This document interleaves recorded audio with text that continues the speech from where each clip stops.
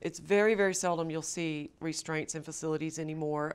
So many facilities have created alternatives for people's behaviors, for maybe their actions or their agitation. So we always try to do something, but occasionally you do have to use physical restraints. Some people need extra protection. Every attempt is made to protect the person without using restraints.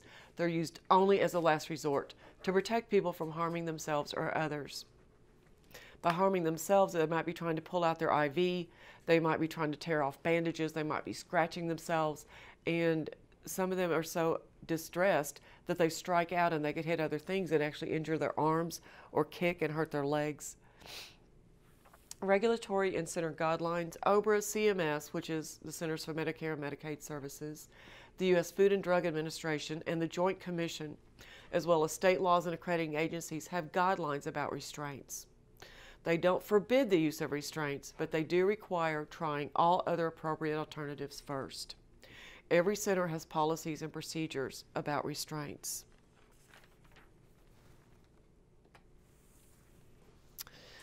Some terminology. Physical restraint.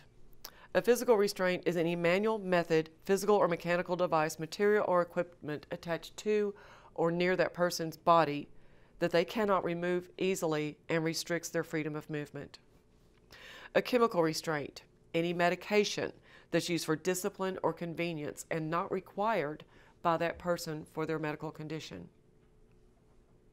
The best example of that is Phenergan.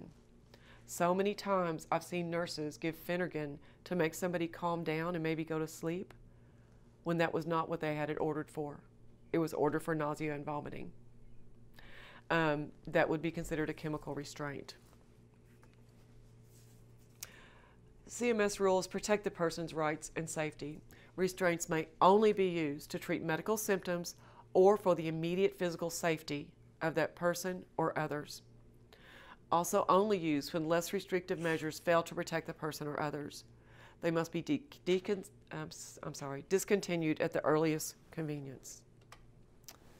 History, until the late 1980s, restraints were thought to prevent falls, but research showed it caused more falls. When I was a nursing assistant in the early 80s, we didn't have this program, so we tied up everybody. We thought that was a safe thing to do to keep them from falling in the floor. But when they fought to try to get out of them, they caused more injuries. I even found one lady had turned over in her chair. She had fallen forward, the whole chair, and she was crawling with a wheelchair attached to her back. It was horrible. So restraints found out after much study that they cause more harm than good. Injuries are more serious from falls in restrained people.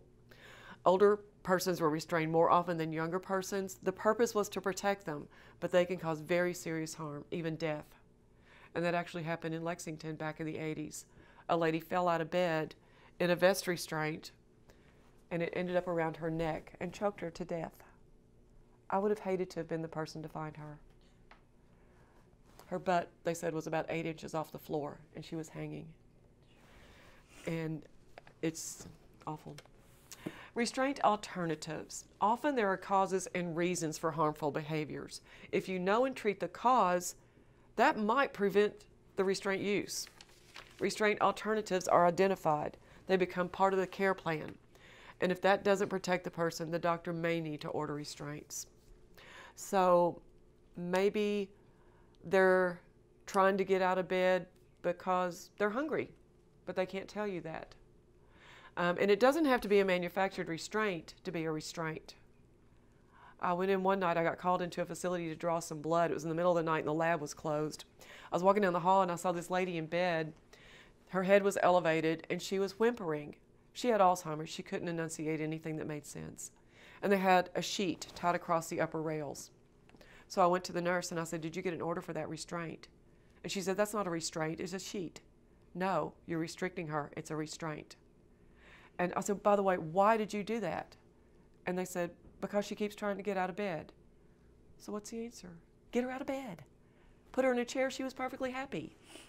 So a lot of times if you find the cause of that behavior, you don't have to do anything.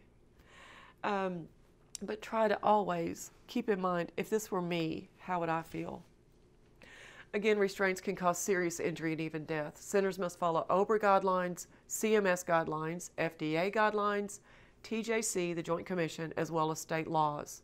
Restraints are never used for discipline or staff convenience. So maybe you have a wanderer, somebody who roams all over the building, and every 2 hours you have to go find them.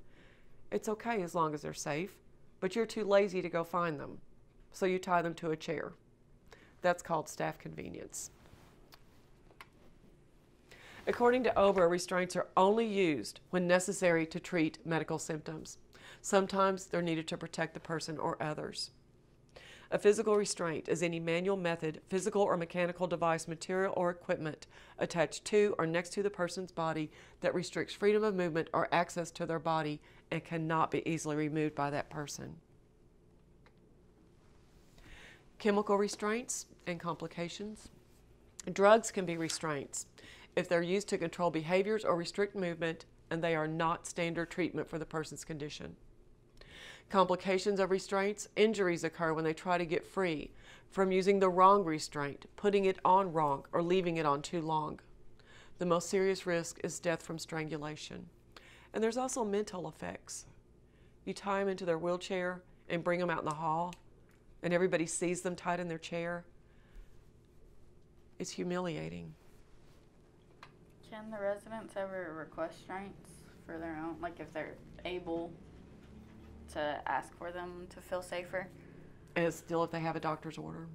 Restraints are medical devices. The Safe Medical Device Act applies if it causes illness, injury, or death.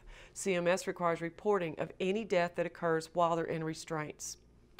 Legal aspects: the restraint must protect the person. A written doctor's order is required. The least restrictive method is used. Only after all other measures fail to protect that person. Unnecessary restraint is false imprisonment. And informed consent is required.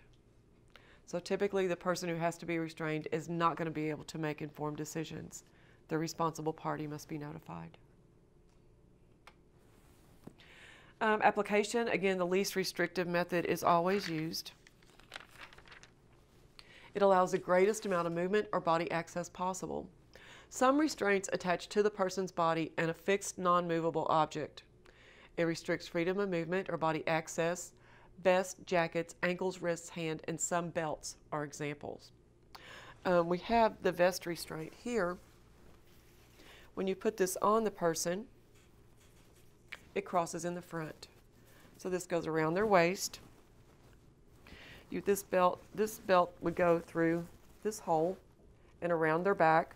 This belt goes around this side around their back, and it crosses and ties at the bottom of the wheelchair. If they're in bed, you always want to tie it to a movable part of the bed. So if you raise their head, the head of the bed goes up. You wouldn't want it tied to the stationary frame because it would pull when you raise up their head. Okay. This can be used in a chair or in the bed. This other is a different type of vest. Same thing, it works the same way, but this is just full cloth, whereas this is mesh. It's not quite as hot. And this is a Mitt Restraint. It could be used alone, or it could be used with a strap to tie it down.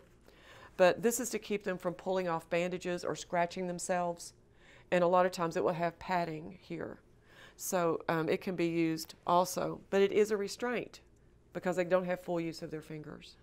Other restraints are near but not directly attached to the person's body. That includes bed rails and wedge cushions.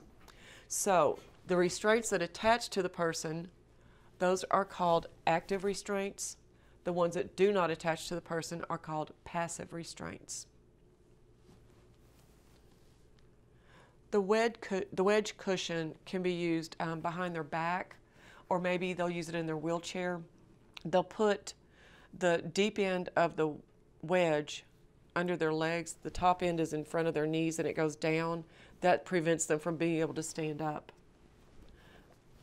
But it doesn't attach to them, but it does restrict their movement.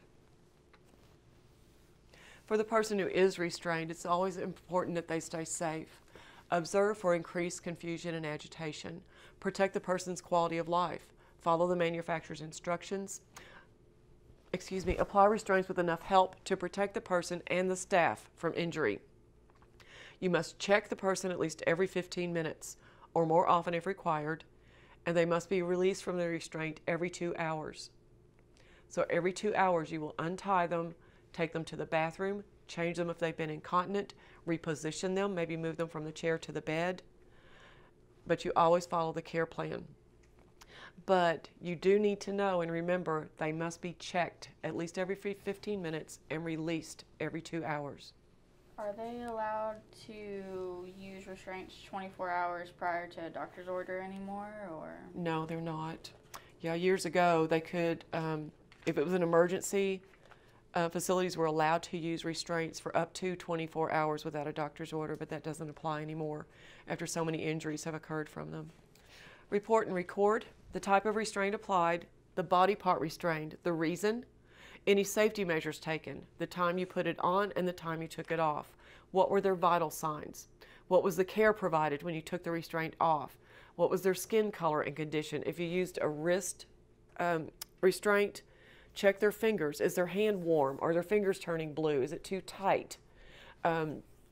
Check the pulse to make sure that it's still not cutting off their circulation.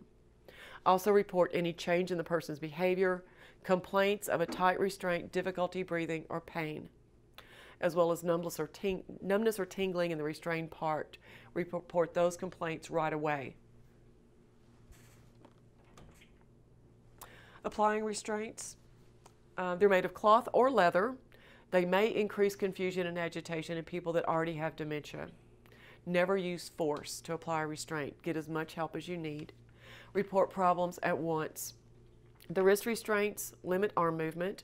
Hands may be placed in the mitts, and belts are used when injuries from falls are risks or for positioning during a medical treatment if necessary. And in your book, you have pictures. The belt restraint is on page 166. And on 169, the wrist restraint and the mitt restraint. Cloth restraints or soft restraints, mitts, belts, straps, jackets, and vests, they're applied to the wrists, ankles, hands, waist, and chest. Leather restraints are only applied to the wrists and ankles. The wrist can be used when the person tries to pull out tubes, used for life-saving treatment like IVs, feeding tubes, catheters. And mitts prevent finger use, but they do allow them to move their arms and their wrists. Belts can be used to prevent the person from getting out of bed or out of a chair. The roll belt allows a person to turn in bed, and there's a picture of that on page 170. So they can turn from side to side. The belt is applied around their waist and secured to the bed or chair. And you always apply all your restraints on top of their clothing. You must be able to see them. If someone is choking and you go try to yank them up out of their chair and they're tied to the chair and you don't know that, everybody's going to get hurt. So always make sure the restraints are on top of their clothing. Vests and jackets are applied to the chest. The jacket is applied with the opening in the back. The vest, the opening is in the front. The straps of the vest and jacket always cross in the front, never in the back, and always applied over their clothing. They do have life-threatening risks. Again, they could fall, slide, and the restraint could go under their chin. You're advised to only assist the nurse in applying vests and jackets. Death can occur from strangulation. Never use force. If a person is confused or agitated, get someone to help you and report problems to the nurse at once. If it's in the care plan, the aides can apply like the mitts or the wrist restraints. That's things right. Like that, just not the vests. As long as you've been trained how to properly do so. Quality of life. Restraints lessen a person's dignity. They depend on others for basic needs. Try to understand their situation to better understand how they feel. Treat them with kindness, care, respect, and dignity. And sometimes just figuring out something that makes them happy will keep you from having to use a restraint. I had one lady that would always head for the door every night. She had Alzheimer's and she sundowned. Every night she would go to the door and say she had to get back to Letcher County to get the kids a bath before they got up in the morning to go to school. Her children were all adults. They all had grandchildren. But in her mind, she was still a young mother, and her husband was a coal miner. So she would put all her belongings in her pillowcase and head for the door. And it was a battle to get her back. And we did not want to tie her down because she was very pleasantly confused. And we would say things like, oh, you can't go out, it's raining. And she'd say, oh, honey, I'm not made of sugar, I won't melt. And I mean, she would always have an excuse. So finally, somebody said, well, how about a snack before you go? And she said, do you have any chicken salad? And that became the trick. From then on, if she headed for the door, hey, wait a minute, would you like a chicken salad sandwich? By the time she finished, she forgot she was leaving. So just find something that works to help keep from having to restrain someone.